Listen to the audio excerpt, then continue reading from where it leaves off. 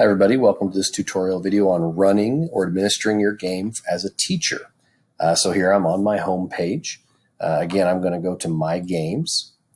I've got all those games I've created. So for example, let's say I like this back to school kickoff. I'm going to go ahead and open that game. And the home page is up here on the left side. When I go into each game, it's got the game info, which is the picture, the title, the description, those sorts of things.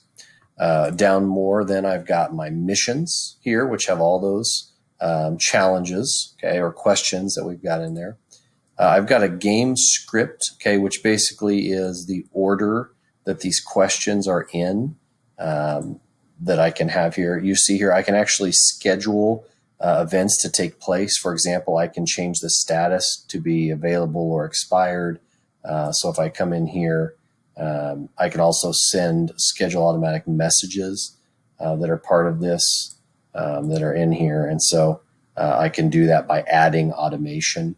I don't do that very often. Like everybody usually gets them all at the beginning.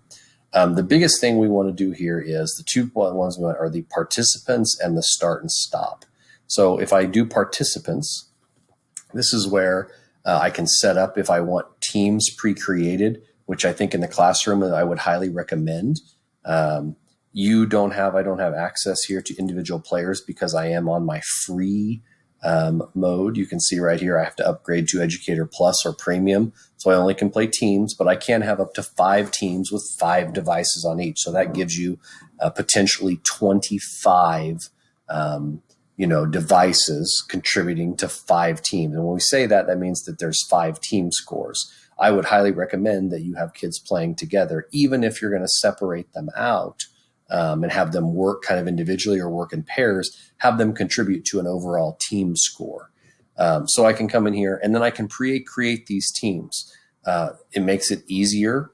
You can tell kids they're on the red team or the blue team. So I'm going to show you here we can create new. For example, it says here, I'm on the red team, and then you can actually make an access code for each individual team if you want, depending on how, I'll say, locked down or secure you want it. You can create not only, we have the game code, but you can also have a password basically for each individual team to make sure people join the correct team. So let's pretend, for example, we say it's 1, 2, 3, 4, and we'll do that. So we have the red team there. Again, you can create your own teams. You can also allow participants to create their own teams here. So just think about how you would want to administer that in your classroom. So that's where I can set up the number of teams or the names of teams, that kind of thing. I can also send invites here. When I click send invites, I can email people on how to download the app and join the game.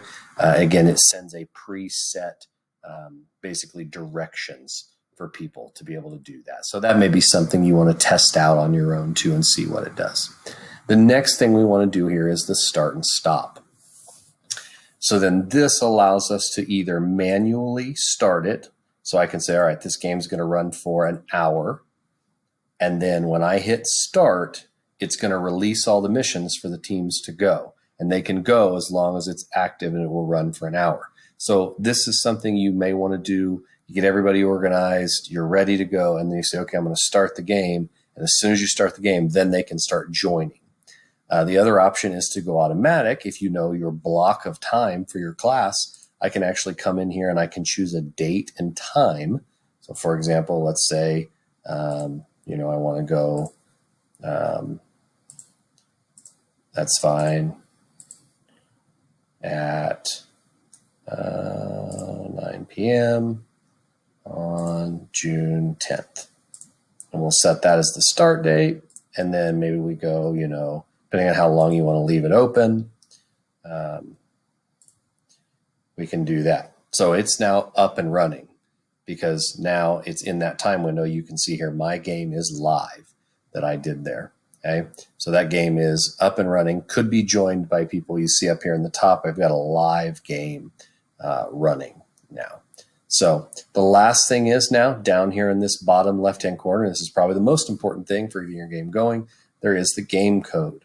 Okay, so this is the way that people can find my game. They can search for the name, but the easiest way to do it is actually just enter the code and then proceed directly to the game. So you could tell them it's called duplicate of back to school kickoff, but it's easier to write this code or post this code, on your board. When you click on it, it actually copies it. So if you want to paste it into Google Classroom or you want to blast it on your projector on your board, I need that code there, that BL55VP code to do.